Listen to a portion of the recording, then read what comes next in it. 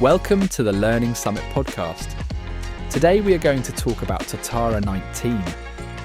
Traditional workplace learning is a thing of the past, or at least that's what everyone keeps saying. But what if the real story isn't about the end, but transformation? Today we're exploring how one learning platform is completely reimagining how people learn at work. You know what's fascinating about this evolution? It's not just about adding new features. It's about fundamentally changing how we think about workplace learning. Exactly right. What we're seeing with Totara 19's release is this massive shift away from the old take this course, get this certificate model. They've taken their collaborative features, which used to be a separate product, and made them central to everything. That's quite a bold move in the learning tech space. What drove them to make such a significant change? Well, the data was pretty clear. Organisations were seeing that some of their most valuable learning was happening through peer interaction and knowledge sharing. So instead of treating social learning as an add-on, they've made it core to the platform with these new workspace features. It's almost like they're creating a specialised LinkedIn just for internal learning and development. That's a great comparison. But what's really interesting is how they're handling the technical side. They've completely rebuilt their interface with this new Inspire theme, and get this, they've solved this huge problem with multilingual organisations by moving the navigation to the left side. Oh, wow! You mean because different languages need different amounts of space? Exactly. Like, imagine trying to fit, professional development opportunities in German across the top of your screen. By moving to the left side, they've eliminated that whole headache while making better use of modern widescreen displays. Speaking of modern approaches, let's talk about their AI integration.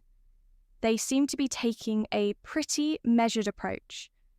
In a time when everyone's rushing to slap AI onto everything, they're actually being really thoughtful about it. They've developed this human-centric AI approach with their OpenAI integration, focusing on specific use cases like their course tag generator. That kind of careful implementation seems pretty wise in today's environment. And here's what's really clever. They've made these practical improvements that learning professionals have been begging for, like the ability to duplicate existing certifications, which sounds small but is huge when you're managing multiple programs. That focus on practical improvements really shows they're listening to their users. Absolutely. And it extends to their completely reimagined goal management system too. Now you can break goals down into specific tasks, link them directly to courses, and, this is key, both managers and learners can comment on progress in real time. So they're really trying to make learning feel less like a separate activity and more like part of the daily workflow. That's exactly it. And when you look at all these changes together, the collaborative features, the AI integration, the improved workflows, it's painting this picture of where workplace learning is heading. It's becoming more social, more flexible, and more integrated into actual work. It really feels like we're watching the evolution of learning technology in real time. Well, that brings us to the end of today's exploration. The key takeaway here is that workplace learning is entering an exciting new era.